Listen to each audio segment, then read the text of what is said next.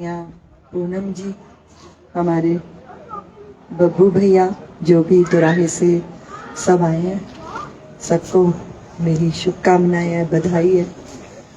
और मेरी पुत्री के लिए मेरा आशीर्वाद है।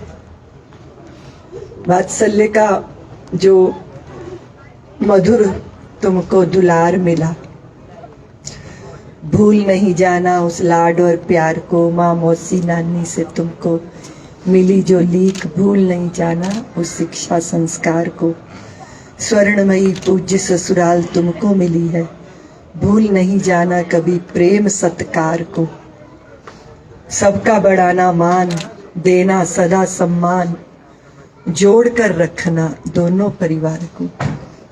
इतने वर्षों तक वात्सल्य के आंगन में हम सबके बीच चहकती रहने के बाद आज तुम विदा हो रही हो। सदैव स्मरण रखना कि गृहस्थ होना एक स्थिति है, किंतु सदग्रस्त होना एक गुण है। गृहस्थ जीवन में जब सद्गुणों का विस्तार होता है और उच्च संकल्प जागृत होता है, तब वो सदग्रस्त की श्रेणी में आता है। ऐसा सदग्रस्ती जब परिवार, समाज, धर्म और देश के प्रति अपने विविध कर्तव्यों को कुशलता से निभाते हुए शुभ कर्मों और धर्म आराधना में प्रवृत्त होता है, तब उसका जीवन साधक की पृष्ठभूमि बन जाता है। मैं तुम्हें आशीर्वाद के रूप में ये मंत्र देती हूँ, ध्यान से सुनो। घर में कोई अतिथि आता है, उसको प्रेम से सत्कार पूर्वक बैठाना, जलपान कराना, भोजन कराना, इज्जत देना। जिस घर में अतिथियों का सत्कार होता है, वो घर में वैभव आता है। कोई बड़ा आया, हम बैठे हैं, नहीं, उठ के खड़े होना है, उनको बैठाना है, उनका आदर मान करना है। आतिथ्य तेरे घर का वैभव और प्रेम तेरे घर की प्रतिष्ठा। और प्रेम में दुराव कब आता है? जब बड़ों को अहंकार होता है और छोटों को भ्रांतियां हो जाती हैं। अहम और वहम ये दोनों रिश्तों को खत्म कर देते हैं। इसलिए प्रेम सूत्र है, आतिथ्य तेरे घर का वैभव हो और प्रेम तेरे घर की प्रतिष्ठा हो, व्यवस्था तेरे घर की शोभा हो। जिस परिवार में, घर में शुचिता नहीं होती, भक्ष्य भक्ष्य का बोध नहीं होता, वस्तुएं इधर उधर तितर बितर फैली रहती हैं, छोटी सी चीज को ढूंढने में घंटों लग जाते हैं, इसका मतलब उस घर की गृहिणी ने अपने घर को व्यवस्था नहीं दी। पशुओं की तरह पल रहे हैं, खा रहे हैं, पी रहे हैं, सो रहे हैं, पर मनुष्यता का ये गौरव नहीं है। मनुष्यता का गौरव है कि घर व्यवस्थित हो, तो व्यवस्था तेरे घर की शोभा बने। और श्वेता, समझौता तेरे घर की शांति हो। हर व्यक्ति को समझौता करना पड़ता है। अलग अलग बुद्धि के, अलग अलग विचारों के, अलग अलग सोच के व्यक्तियों के बीच में रहे। ऐसा नहीं हो सकता कि मैंने जो सोचा, मैं जो सोच रहा हूं, बस उसी से चलेगा। नहीं, जिंदगी के हर कदम पे समझौता करना पड़ता है, अपने मन को मारना पड़ता है। तुम जिस परिवेश में रहे हो वो परिवेश अलग है। तुम हम साधुओं की बेटी हो, अब तुम गृहस्थियों में जा रही हो। वहां बड़े हैं, छोटे हैं, सबकी भावनाएं हैं, उनका मान सम्मान करना है और कभी खुद के मन को मारना है। जो खुद को भी बुरा लग रहा हो तो उसकी परवाह नहीं करनी। समझौता, जिस घर में समझौता रहता है उस घर में शांति रहती है। समझ तेरे घर का सुख हो। बड़े बड़े महल बना लेते हैं लोग, बड़ा फर्नीचर खरीदते हैं लाखों रुपए का, बड़ी गाड़ियों में दुनिया को टशन दिखाते हैं, पर अंदर शांति नहीं होती। क्योंकि शांति वस्तुओं से आती ही नहीं है। शांति और सुख समझ से आता है, समझ से। माता जानकी वनवास में थी और फूस की कुटिया में, खाने के लिए कुछ नहीं था, कंदमूल, लेकिन सिया राम संग कैसे कैसे रहत सुखारी, पुरजन परिजन विरति विसारी। प्रिय परिवार क्या था? पशु पक्षी प्रिय परिवार बन गया। कुछ नहीं था लेकिन सुख था। क्यों? क्योंकि समझ थी। और परिश्रम तेरे घर का सौभाग्य बने। जो व्यक्ति शरीर से श्रम नहीं करता वो रोगी हो जाता है। प्रातः जागरण, सब सोए हों पर सुबह जागकर पूरे घर की व्यवस्था को बनाना, परिश्रम करना। कोई कर रहा है या नहीं ये नहीं देखना, स्वयं करना है।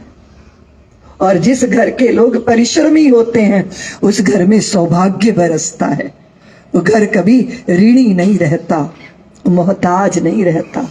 अपनी मेहनत के बल पर हम सौभाग्य का आवाहन करते हैं पुत्री।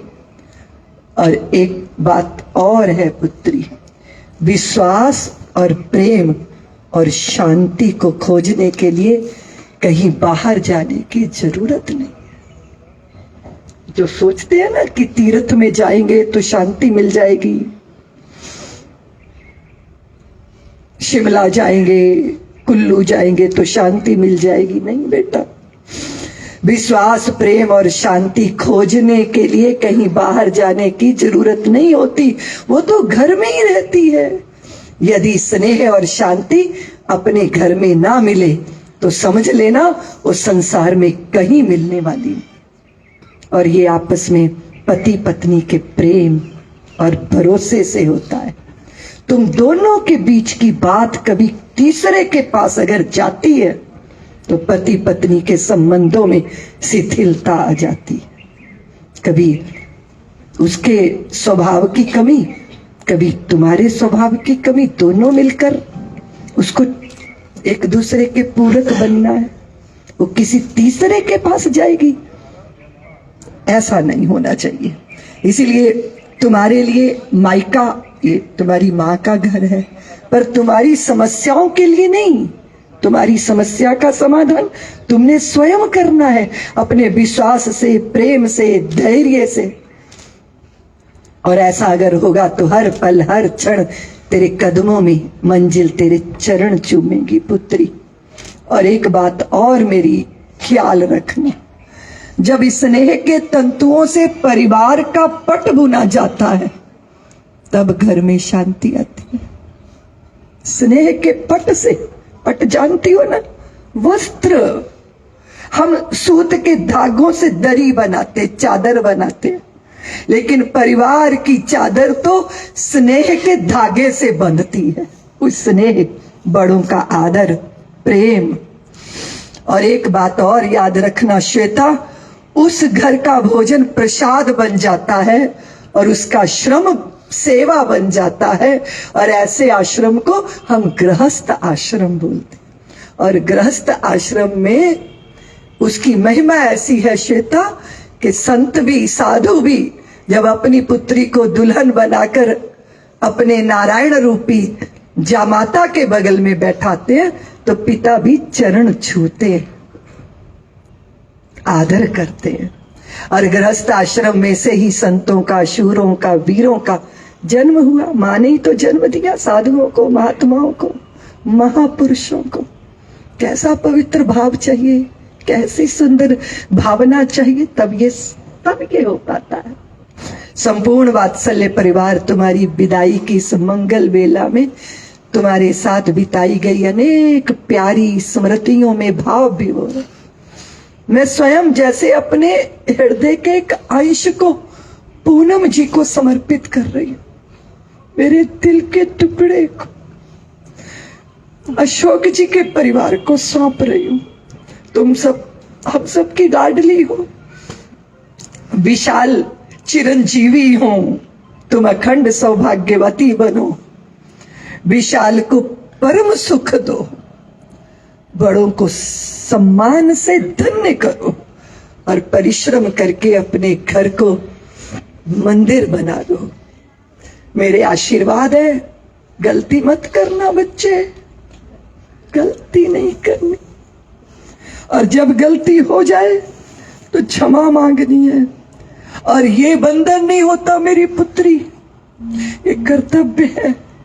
हम मनुष्य बनकर धरती पर आए हैं अपने अपने कर्तव्य को निभाने के लिए, उसको खूबसूरती से निभाना। बहुत पुत्रियों की मां, कर्तव्य निभा रही हूं, सन्यासिनी हूं, पर जाने कितने आंसू बहाने हैं।